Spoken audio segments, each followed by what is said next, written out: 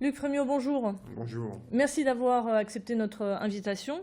Vous avez décidé de vous adresser aux concitoyens via ce livre qu'on retrouve aux éditions Lafon.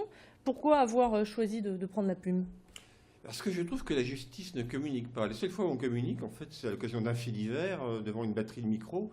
On pesant nos mots parce qu'on ne veut pas hypothéquer la suite de l'enquête. Et le résultat, on n'a pas de relation immédiate et directe avec nos concitoyens. Alors vous comparez la justice à une vieille dame aveugle. Alors ça peut faire peur. Non, non, ça ne doit pas faire peur, ça doit rassurer. Au contraire, les vieilles dames ont de l'expérience de la vie.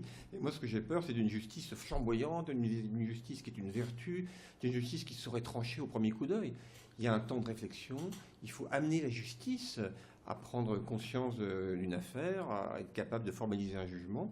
Et cette vieille dame qui traverse la rue, on l'aide à traverser. Et il ne faut pas justement, vous, de votre point de vue, revoir, je ne sais pas, le système actuel? Le système actuel fonctionne plutôt bien. On ne voit que les affaires qui fonctionnent mal. Mais une grande majorité des affaires se passent très très bien. La seule difficulté qu'il y a, c'est qu'on n'a pas de communication, on ne peut pas s'expliquer sur les affaires. Et les erreurs judiciaires? Les erreurs judiciaires, il ne faut pas oublier que c'est la justice qui dit qu'il y a erreur judiciaire. Donc la justice répare aussi. La justice fait son autocritique. Et lorsqu'il y a une procédure d'appel et que l'on tombe sur une relaxe ou un acquittement, eh bien la justice dit qu'il y a erreur judiciaire et répare.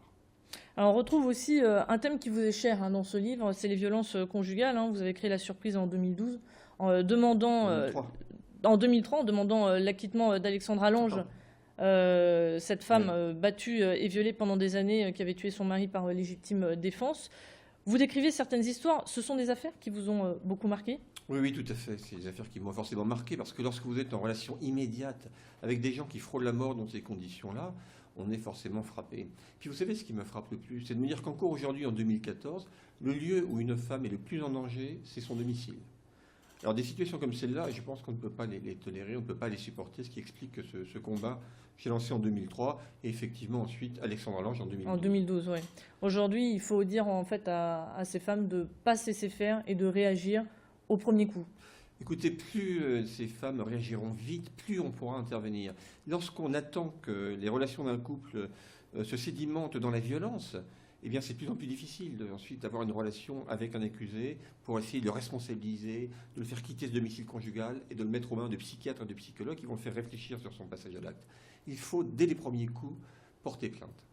Alors l'un des derniers procès aux assises de Douai a été celui d'Alain Penin, condamné à la perpétuité pour le meurtre de Natacha Mougel. Pour certains citoyens, 22 ans de prison ferme, de sûreté, ce n'est pas concrètement la perpétuité. Est-ce que vous pouvez comprendre ça? Bien sûr, je peux le comprendre, l'émotion de l'opinion publique, bien sûr, je la comprends. Mais le problème de l'opinion publique, c'est qu'elle est effectivement aussi assez mal informée. 22 ans de réclusion criminelle, c'est quelque chose de terrible. Il faut avoir été dans une prison quelques heures pour se rendre compte de ce que c'est que l'univers carcéral, les bruits, les claquements de verrous, les cris des détenus, cette odeur à la fois d'eau de javel et de cantine.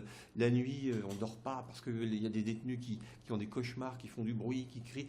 C'est un univers complètement déstabilisant. 22 ans dans ces conditions-là, je ne sais pas ce qui est plus souhaitable. C'est une forme de peine d'élimination. La grosse difficulté qu'on a maintenant, c'est de pouvoir justement, c'est recycler d'une certaine manière, remettre dans le circuit social ces gens qui sortent de peines aussi longues.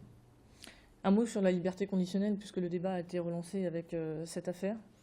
La liberté conditionnelle, vous savez, ça devrait être quelque chose qui fonctionne parfaitement. Bon, s'il ne fonctionne pas parfaitement, c'est malheureusement bien souvent en raison d'une pénurie que l'on a de médecins psychiatres. C'est très difficile aujourd'hui d'avoir des psychiatres qui sont disponibles. Il faut que les psychiatres aient plus de temps. Il est clair qu'une heure et demie avec un accusé ou quelqu'un qui est condamné, ça ne suffit pas. Il faut avoir des contacts plus longs, il faut être capable de se faire un diagnostic, mais il faut du temps pour tout ça. On est vraiment sur un problème de manque de moyens. Manque de moyens dans le système judiciaire?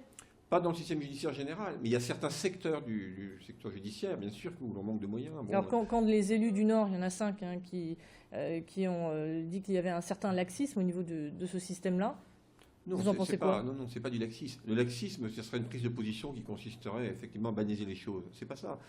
C'est un véritable problème où il faut avoir des gens disponibles pour pouvoir suivre ces personnes et les amener tout doucement vers la liberté. On a d'autres procès, on a eu le procès Évrard, c'était la même chose, c'était un multirécidiviste qu'on le retrouve brusquement dans l'affaire du tennis sur la braderie de Tourcoing-Roubaix. C'est la même chose. Il faut également traiter ces gens dès le départ. Dès que l'on a une suspicion sur des personnalités de cette nature, je crois qu'il faut réagir très très vite. Alors j'ai lu dans les colonnes de nos confrères du Parisien qu'après le verdict, un verdict vous ressentez toujours comme une sorte de petite dépression, est-ce que c'est vrai? Oui, c'est vrai, oui. Parce que vous savez, les assises, c'est la vie, c'est la mort, c'est tout ce qui est plus fondamental dans la vie qui vous touche au cœur. Et lorsqu'on est proche, comment dire, de ces victimes et également de ces accusés qui vivent là un véritable chemin de croix, on parle toujours aussi de la famille des victimes, la famille des accusés. C'est terrible aussi.